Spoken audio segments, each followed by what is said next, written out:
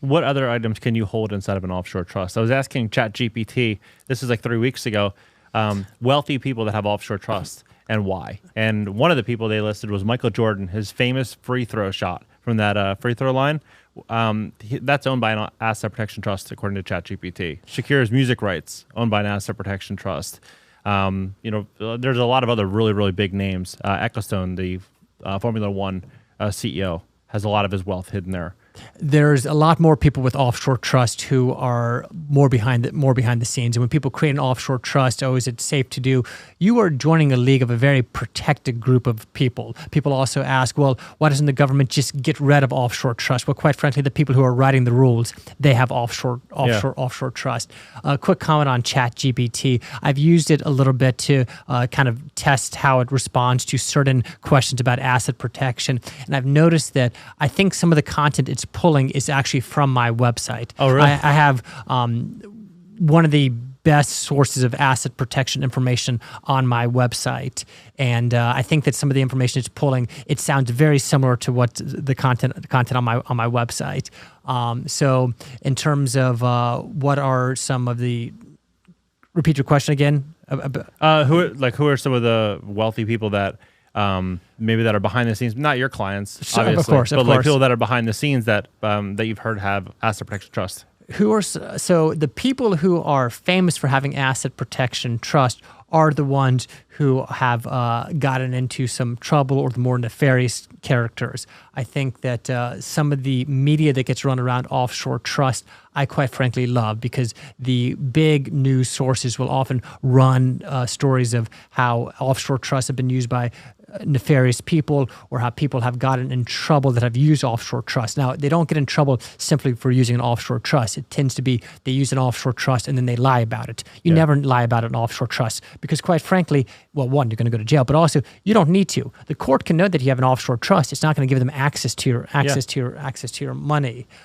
So there are some very famous people who have offshore trust, but they're famous not for particularly great reasons. One that comes to mind is Octomom, the woman who like 8 kids or something. She does not have an offshore trust, but the doctor who did that bizarre procedure, he set up an offshore trust quite wisely. Right.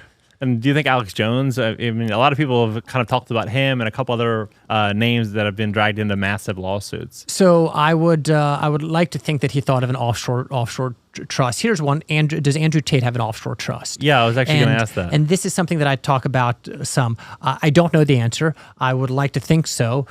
He's someone who often talks about having multiple bank accounts. He's one that talks about having multiple passports. All good advice. However, if you have multiple different bank accounts, but you control them all yourself, John, a court could just say, hey, you control this, send the money back. Now, if you have multiple bank accounts under an offshore trust, a court's not going to be able to order you to hand those assets back.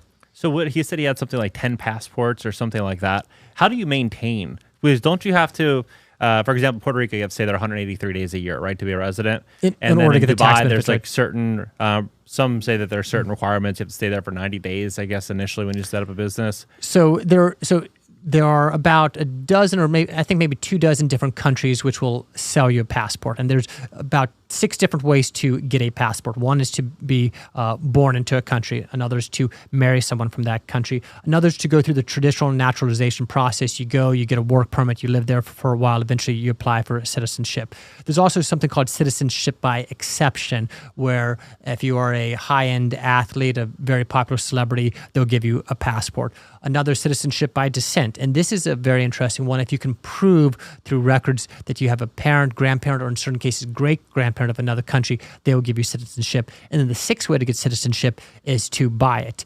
And the most, in my opinion, the 2 best passports to consider buying, one is Malta. Malta is around $800,000, I believe, to purchase, but it gives you access to some of the best countries. I believe you might even get visa-free access to the United States. I'm not certain about that. Selling passports is not part of my business, though I do get asked about it a bit, so I've gotten a little bit of knowledge about it. The other one that I like a lot... So $800,000, so you would buy a property in Malta for $800K, or you just basically transfer $800K into a Malta bank? I'm not sure exactly what it is with Malta, but there's different programs. Sometimes you open up a bank account, sometimes you buy a property, sometimes you just make a donation. The one that I think is the best value is Nevis. You never have to step foot in Nevis. There's no taxes in Nevis. I mean, you pay $25 I paid $25 for a driver's license when I was there for a few weeks ago. But no death taxes, no income taxes. It's a very easy country to live in. You don't have to. You never have to step foot in Nevis. It's one of the oldest citizenship by investment programs.